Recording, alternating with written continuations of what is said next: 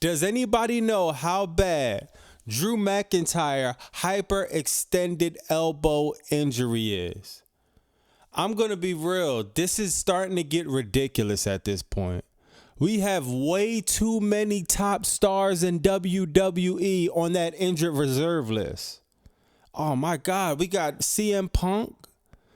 We got Seth Rollins. Now Drew McIntyre, Rhea Ripley. These are not mid-carders. These are not some low tier. These are not people trying to figure it out at the Performance Center. Nobody at NXT. These are top of the top stars. Big money makers. All injured. See, I don't know if a lot of you really think about this, but when you're a top star in WWE, you are getting overworked, period. And that's just the nature of the business. It's a lot of money into it. It's a lot of upside, but you will lose sleep. You won't get adequate sleep. Your diet might be as best as you could do. I love listening to Kevin Nash when he tells them road stories on his podcast. Man, he tells you it's brutal out there. These top stars are getting overworked. I can't remember a time where WWE had this many top stars injured at the same time. Charlotte Flair. My God, man.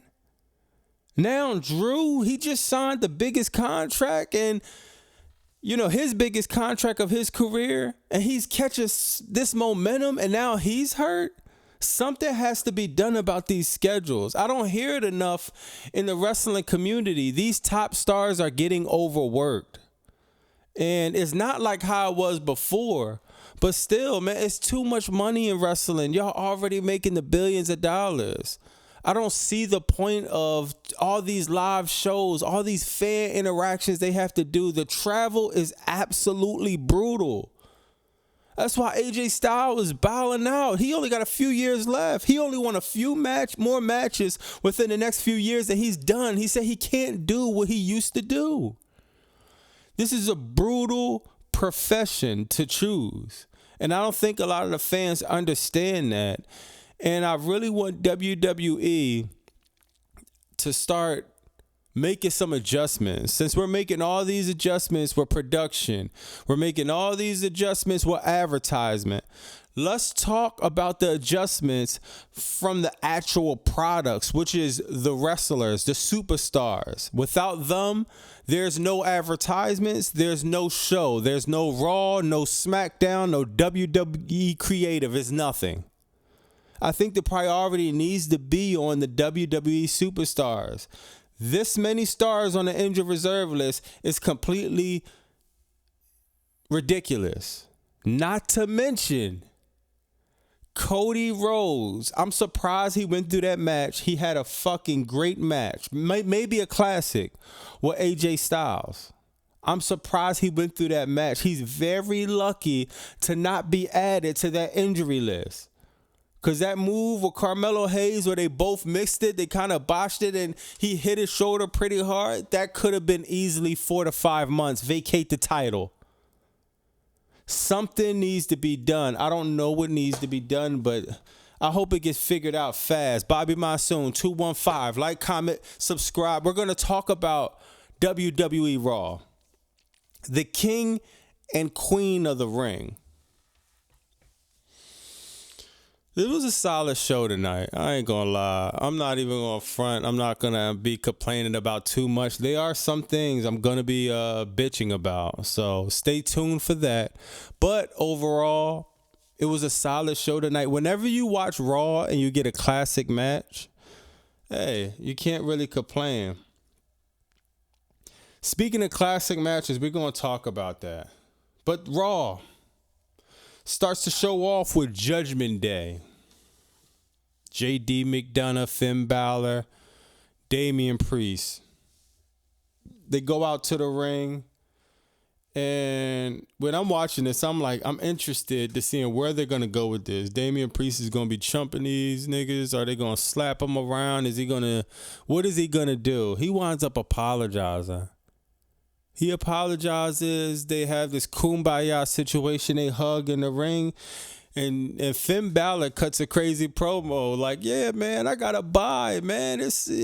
Yeah, I ain't got to worry about the first round. Adam Pearce comes out, no, watch it.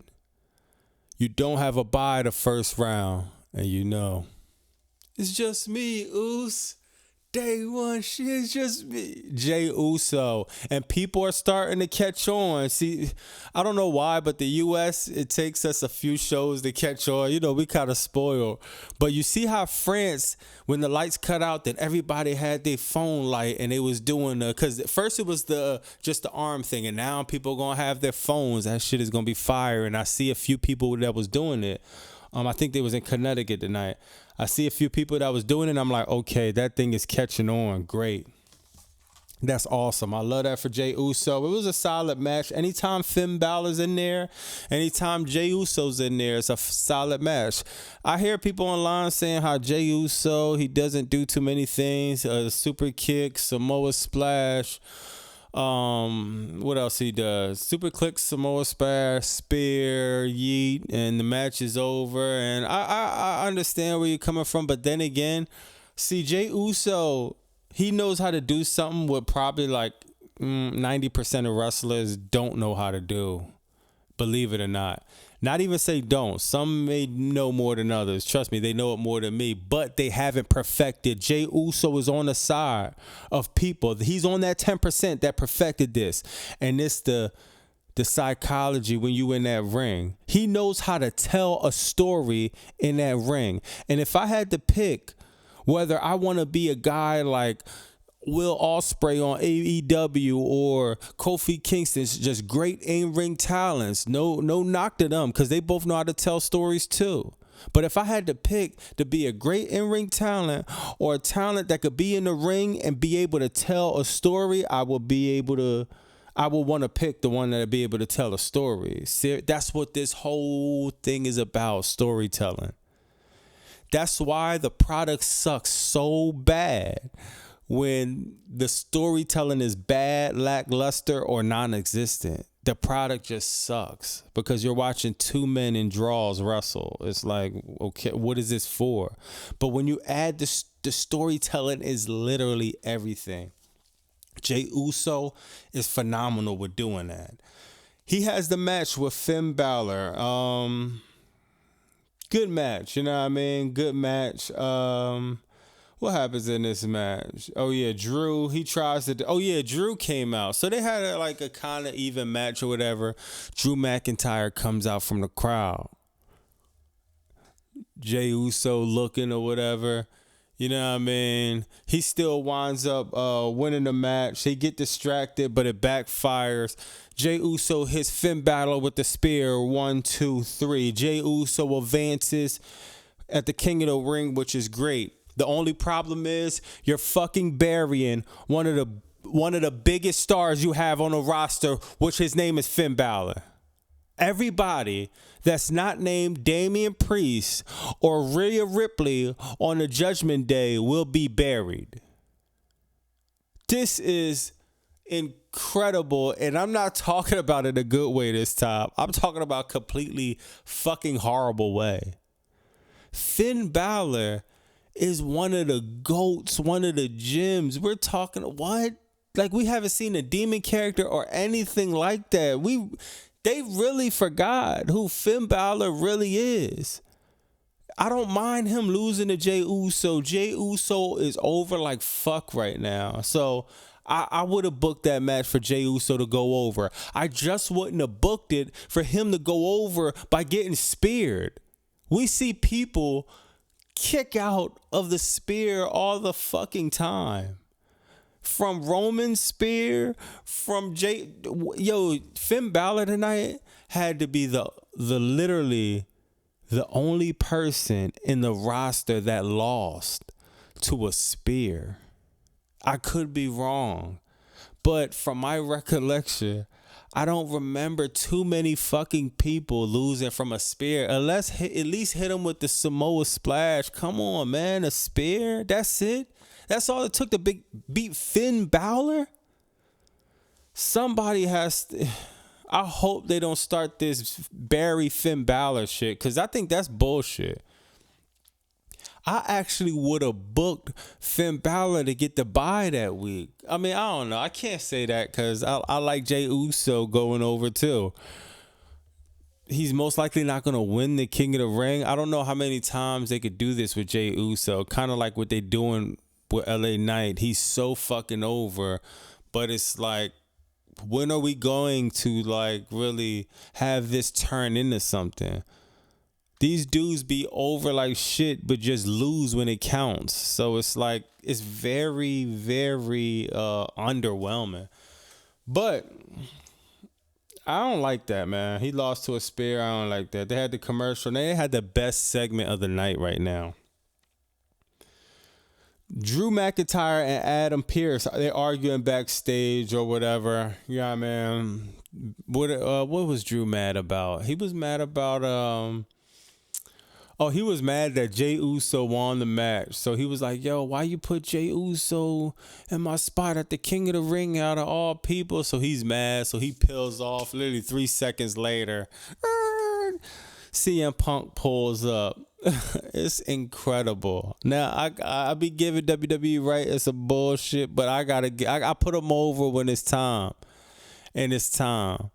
I love how that was written. It just transitioned so smoothly. I love the unexpected. So when I didn't expect for CM Punk to be pulling up, so how he pulled up, how he did, I love that.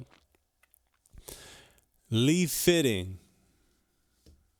I'm going to tell you right now, Lee Fitting is fitting in. I'm going to repeat that again. Lee Fitting is fitting in. Whatever. I don't know if it's just him, but I know he's collaborating with Paul Levesque with these backstage segments, and they're going to be trying new things. So forget to have Drew McIntyre pull off, CM Punk pull up. Then the camera follows CM Punk on his way walking to the ring, but now they didn't start in Gorilla or backstage. They started literally damn near in the parking lot. So he's really walking. You got fans screaming at him. Then right before he gets the Gorilla, he tells Adam Pearce, yo, go to the truck, tell him to hit my music. That shit is incredible. I know some people don't like pulling a curtain behind, but you got to understand, man, what WWE been around 50, 60 years?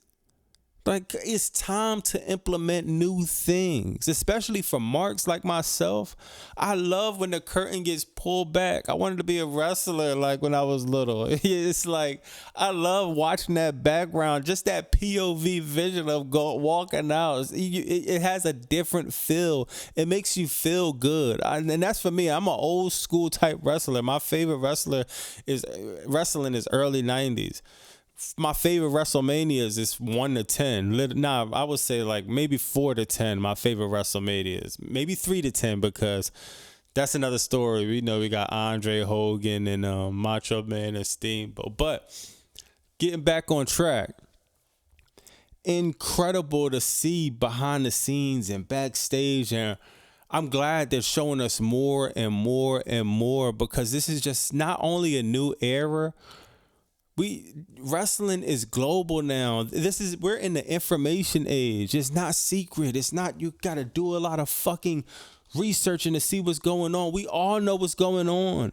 We all know Gunther and Sheamus are probably having drinks after the fucking event. We know this is not, I don't like to use real or fake, but we know this isn't like UFC or anything like that. This is not two people that hate each other. This is two people that's working, that's telling a story. We all get that. The cat's out the bag, y'all.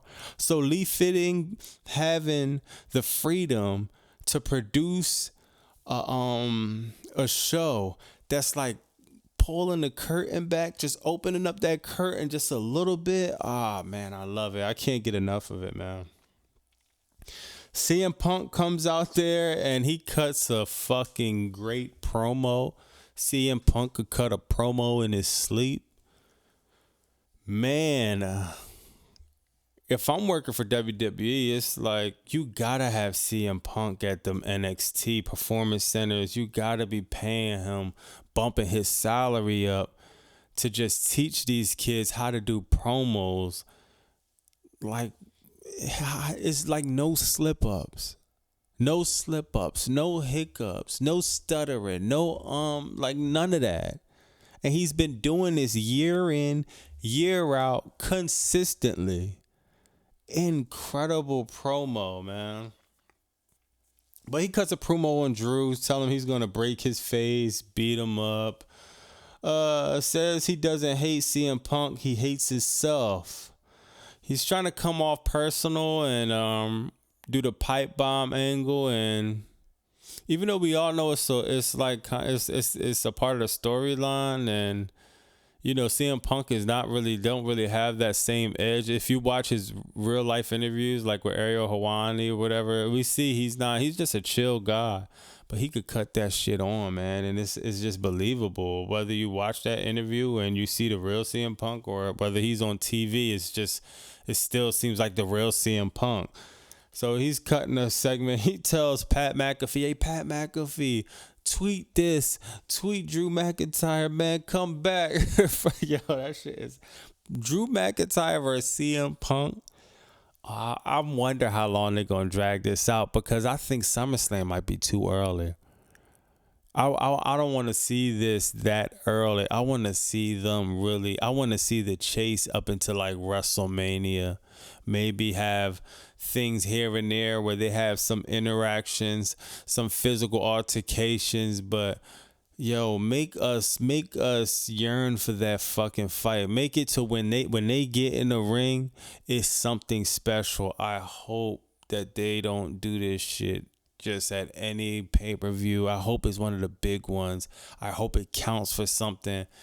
And I just miss the times where they really built something in, and it's finally get built into a match you would have never believed. It made the match bigger than life. Now they'll have fucking people wrestle 8 times, and it's like by the time they wrestle at WrestleMania or a big pay-per-view, we done seen this match fucking 18 times out the year. We don't give a fuck.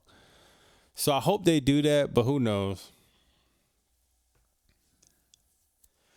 Io Sky versus Natalya for the Queen of the Ring. The Queen of the Ring tonight. I wanted to see more from the girls out of the Queen of the Ring tournament. And once again, I don't blame the girls. I think every girl in this Queen of the Ring tournament is talented. It's just WWE Creative is giving them jack shit to work with. I don't know who the fuck is booking these matches or booking the storylines, really, because the matches are kind of cool, I guess, but who's just booking this whole shit? It's just like, I don't know. I wish they did something different. Io Sky versus Natalya. Pat McAfee, he mentions Owen Hart, former King of the Ring, birthday is tomorrow. Happy birthday, Owen Hart. I don't know if a lot of y'all know about Owen Hart, right? But when he said Owen Hart name something, it just made me do something, because that just bring me back. It's like a flashback to my childhood. Owen Hart. Now, if you know me, you watch my show, you know my favorite wrestler hands down is Bret Hart. You know, we got Bret Hart, SummerSlam 92 versus Bulldog, one of the greatest matches of all time. And we got WrestleMania 6, Bret Hart and Anvil. You know, when it was a tag team. I love Bret Hart, man. And Owen Hart was such a talent. Like, of course, since Bret Hart, my favorite wrestler, I used to like follow Owen Hart a lot. And I remember him coming up. I remember him and Bret Hart being a tag team. I used to love that tag team, man. And this was after WrestleMania 9. And they used to be tagging together here and there. Then they had the all pink. Then I remember WrestleMania 10, the first match. Bret Hart versus Owen Hart. An absolute classic. When you want to talk about banger, that's the new word they like to say. That was a banger. When you want to talk about banger, when you want to talk about classic, Will Ospreay, Bryan Danielson, okay, cool. That was a cool match. Bret Hart and Owen Hart, complete classic. It was back then and it was now. And we're talking about that's a match that's going to stand the test of time forever in history. Incredible match. Then Bret Hart puts his little brother over. He looks heartbroken, but it's like, damn, man, this asshole won. Then later on in that evening, Yokozuna and Bret Hart, you know what I mean? Bret Hart win the title, and it's a big celebration. I love WrestleMania 10. That was in New York. That was one of my favorite WrestleManias. But back to Owen Hart, such a great talent. And Bret Hart's my favorite wrestler, but I ain't gonna lie. If Owen Hart, if it wasn't for his untimely passing, we might be talking about, he might have been better than Bret Hart. Bret Hart was the excellence of execution. He could cut promos. You know, he could wrestle his ass off. Nobody was like Bret Hart in the ring. The thing was, Owen Hart could wrestle his ass off too. But the charisma, he had more charisma than Bret Hart. And I hate to say that, but he did. Bret Hart winning the King of the Ring. It's like, all right, bet. Bret Hart, Canadian hero. Owen Hart win the King of the Ring. He's making that shit like it's the biggest thing in the fucking world. He put over that King of the Ring when he won that. When he won the Slammies, you remember the visual of Bret Hart with the Slammies. He won that. Whatever he touched turned to gold by his charisma alone. Owen Hart, one of the greatest talents ever to step in that square circle. And I know I went on a little rant about that, but I get a little emotional when you talk about, you know, Owen Hart and Bret Hart, you know what I mean? Because it just brings up a lot of stuff in my childhood. Back to Raw, Natalya. She came out of Stu Hart dungeon. That was Stu Hart was, for those of you who don't know, Stu Hart was Owen Hart and Bret Hart dad, and he had a dungeon.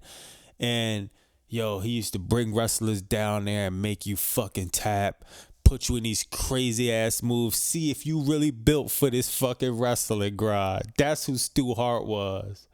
I think, who came out the dungeon? I don't even want to butcher it too crazy, but a lot of people, Chris Benoit, a lot of your favorite Canadian wrestlers around that era had to go through that dungeon if you was from Canada, period. No ifs, ands, or buts. Natalya was the last class to come through that dungeon. So it's always respect on her name. It was a solid match with Io Sky. I like Io Sky, man, and I like Natalya too. If I'm booking this match, I would have booked it the same. They put Io Sky over. Natalya's a veteran, but Io Sky is just different, you know.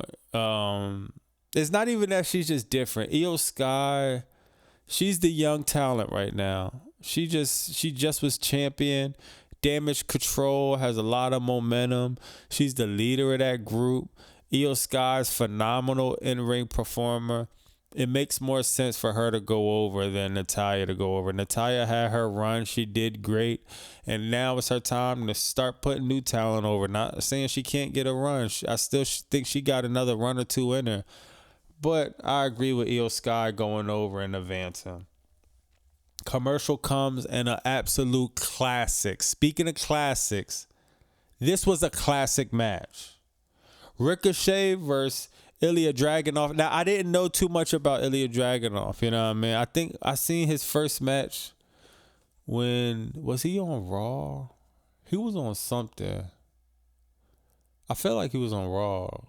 I seen my first match from him a few weeks ago. I'm like, ooh, I like this boy, man. I like his entrance. He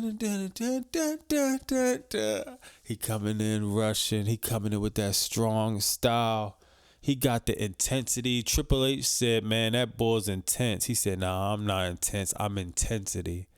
I like that type of attitude, man. Ilya Dragunov. Ricochet, you already know the human highlight. Every single night he's gonna give you 10%. Every single night he's gonna try his best to have a banger and do something that you haven't seen. I love Ricochet. I love Ilya Dragunov. I made sure I didn't blink on this match. Very solid match. Instant banger. Certified classic. I really didn't know who was going to take this one. I ain't going to lie. I would think Ricochet, to be honest. But I could see why they would want to put Ilya Dragunov over too. So, like, I wish they didn't have him fight like this early. But I guess you got to start the tournament off pretty hot. So I understand that too. They had a crazy ass suplex outside the ring. Man, fucking Ilya Dragunov did this suplex. So you know how you do a suplex to somebody and he falls on the back. Fucking Ricochet, he does a backflip, so he falls frontwards and his fucking face and whole body bounces off the mat. That shit was credible, man. Like Ricochet. See, wrestling psychology, if you know how to sell, oh man. Like I heard what's that dude's name? I forgot his name. But I heard one of the older wrestlers from NXT said, man, if you know how to sell, that's like a big chunk of the battle. I love what Ricochet doing, man. Ricochet jumped out the ring, the three sides of the ring. One was like a corkscrew, so he's jumping, but he didn't just do one. He did 1, 2, the three sides. They went to commercial. It was a pretty long match. The match was fire, and it was pretty even going into the end, but it ended with Dragunov. That H-bomb elbow is fucking vicious. He hits that perfectly. He perfected that, man. Like, I love that move, and he hit Ricochet with a mean one to end the match. I think he took 2 of them. But they shake hands, you know, and the match had Twitter. Everybody on Twitter that I seen loved the match. They was putting it over. I loved the match. And I hope they build the only thing it was missing was a story. I guess King of the Ring tournament match was a story, but it wasn't too much. I can't even say it wasn't a lot of emotion, because Dragunov, he just fucking works with emotion. And when you could do that, man, and you working at that level, this dude is a total package, man. I can't wait to see what they do with him. Zoe Stark versus Ivy Now. It was a good match, a minor botch, but nothing too bad. Zoe Stark wins this, hit Ivy Now with the Z360. They end the match. So what are we doing with Ivy Now? She had a great, strong showing coming in, and WWE is just having her job. I don't understand that. She's great. Why the fuck are you getting her the job like every week? You know, if she's not going to win a match every week, that's cool. At least put her in some compelling storyline. Half the time, she don't even be coming out with the Creed brothers. Isn't she supposed to be with them? Why isn't she with them more? Because I feel like that would put them over a little bit. That would put her over a little. We need to be seeing more of Ivy Now. I like her. I like what she could bring. But I don't know. Brian Breaker backstage asking why he is not in the King of the Ring. Adam says, I'll let you know in my office. I wonder what that's about, though. Like, why wouldn't you have Brian Breaker in the King of the Ring? What is he gonna... King of the Ring is for a title shot, right? You get to pick who you want to go for. So what the fuck else could you be talking about that man in the office? If it's not about a title shot, either intercontinental title or a tag team title. We know he's not going to make him a tag team. No, an intercontinental title or a fucking world heavyweight title. He's not going to make him a tag team. I don't know, man. Brian Breaker's a great talent, but we got to see. I mean, we've seen a lot of them in NXT. We know he could do more than these quick ass matches, so nobody's not really worried about that. We just want to see him work, though. We seen him fucking do these quick ass jobbing matches. I feel like for 2 months now. Like, it's kind of getting redundant. It's getting boring. Have him feud with somebody. And I think I said this on one of my previous videos. He needs to feud with Shinsuke Nakamura. Brian Breaker needs to feud with Shinsuke Nakamura, period. I'll just have him chilling backstage or doing something that he just... I want to see Shinsuke Nakamura make Brian Breaker life a living hell. Just to build up so much frustration in Brian Breaker to just absolutely snap. Because, you know, when he snapped, he started ripping off his shit. He starts getting mad. It's really believable. I will book that. But let's see where that's going to go. I'm going to tell you why you're not in the King of the Ring. You're one of the biggest stars. I picked you. I drafted you. But I'm going to tell you why you're not in the King of the Ring. Is Kofi Kingston in the King of the Ring? Why the fuck Kofi Kingston is in the King of the Ring over Braun Breaker? I don't know. I don't even know if he's... I'm pretty sure he is, though. Matter of fact, he is. Because he was supposed to face Rey Mysterio. So, yeah, Rey Mysterio, Kofi, you could have took either one of them out. That would have been a fire match with Ray and Braun Breaker. Even Ray and Kofi. I mean, Braun Breaker and Kofi. Either one would have been fire. Damian tells JD he should face Braun Strowman and teach him a lesson. In this segment backstage, you got... Who the fuck did Dirty Dom bring with him? Carlito. Dirty Dom brings Carlito. He tells him he gonna need help with the LWO. Damian Priest acting all tough, saying, man, get out of here. All this weird. I don't know. I don't like when Damian Priest be acting like all aggressive. I don't know, man. I feel like Damian Priest he don't need to be all aggressive or whatever. I feel like he needs to be reserving that. You know what I mean? It's always like, I don't know, it's just overly aggressive. I think it's too much. Judgment Day needs another mouthpiece to to do some of the talking, I feel like a wise man. Not the wise man, but like one. Bronson Reed almost botches Death Valley Driver, regains control. Okay, this was the match with Bronson Reed and Chad Gable. He almost botched the move, but he got control. It was a pretty even match. Sami Zayn comes from the crowd, starts beating up Bronson Reed. No, start beating up Chad Gable. Then start going at Bronson Reed. Then goes to Chad Gable, if I'm not mistaken. And Bronson Reed takes advantage and just start beating them both up. And it's basically setting up for a triple threat match that nobody wants to fucking see. We don't want to see Bronson Reed, Chad Gable, and Sami Zayn. We want to see Sami Zayn and Chad Gable. Let's stop being lazy and just throwing random shit in there. The story is already there. Why aren't we building a personal ass beef? All this intensity that fucking Sami Zayn got when he cutting a promo, this man beat him the fuck up in front of your wife. If you have a girlfriend, if you have a wife, and that ever happened, or if it even didn't happen, we all know as men, that's one of the worst nightmares that you can imagine, for that to happen. You getting beat up in front of your significant other. That happened to Sami Zayn. And it's just like, it's just a lot of emotion that can be built between these two.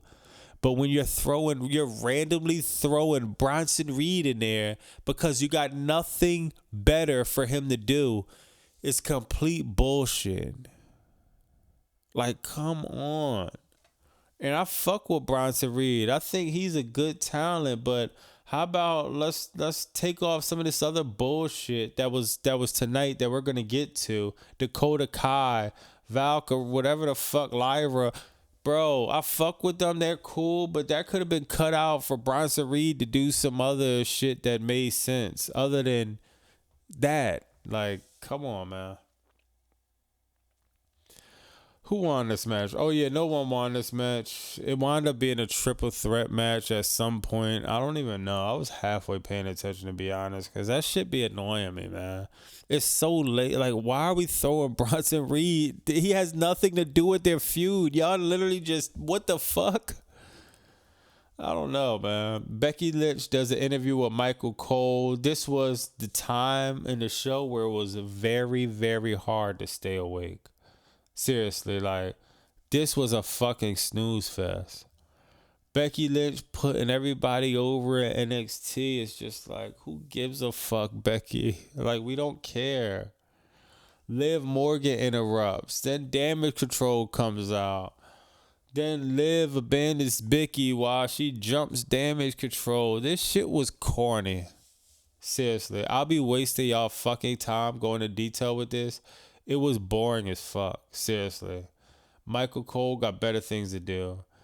But the one good thing they did, they put the two boring segments together. Because next we had Lyra Valkyrie versus Dakota Kai.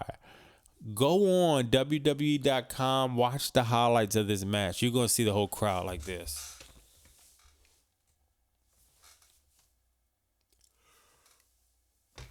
The match was horrible.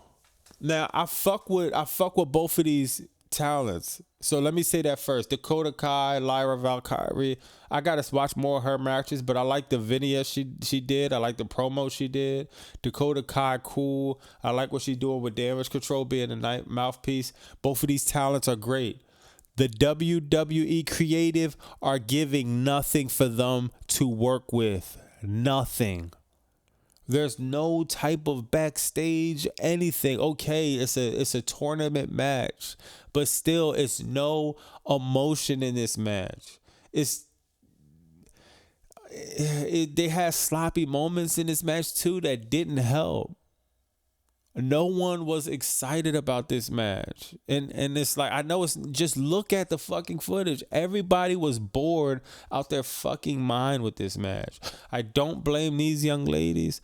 I blame WWE Creative for not giving them nothing to work with. Let somebody fucking use some brass knuckles, some pepper sprays, some poison, just something to spice this shit up. Just don't have a lackluster match just to fill time with. Shit's whack.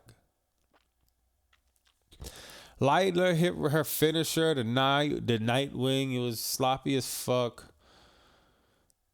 And that was it, man. Lyra moves on. Great. Sheamus versus Gunther. We knew this was going to be a good match. Always going to be a banger whenever Sheamus versus Gunther goes down. Gunther versus McIntyre versus Sheamus. I mean, any one of them three, it's always gonna be, when you see two monsters going at it that's just athletic and that just know how to work and tell a story, it's always a great thing. They had a regular match. Sheamus, he started selling the knee because he had his knee like in between the ropes. Then Kaiser, he attacked the knee.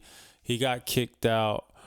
Then throughout the rest of the match, Gunther starts attacking the knees, putting him in a half crab and fucking body slamming him. Sheamus trying to do moves. He can't get his leg under him. They kept Sheamus strong by selling the knee. Match ends with Sheamus tapping out, which I was surprised, but I liked it because I didn't expect it, and that you should be tapping out because your knee went through a lot of damage, and I like when they took the line of being realistic. So I wasn't mad at that. Gunther moves on. It was pretty predictable, though. I got Gunther winning the whole King of the Ring. I don't see anything else that makes sense. If it wasn't Gunther, it would be Drew McIntyre. Now Drew McIntyre is not in it. It has to be Gunther. If it's not, I wouldn't be mad at Jey Uso. And I'm going to throw a wild card in there. I wouldn't be mad at Ilya Dragunov either. He's that good. And I think when you got a talent like that, sometimes you got to take that risk. Fuck that whole building. No, you have to build. But some people are just ready. Like Tiffany Stratton, she's ready now. Dragunov, he's ready now. Put him over. Put him to the moon. He got it.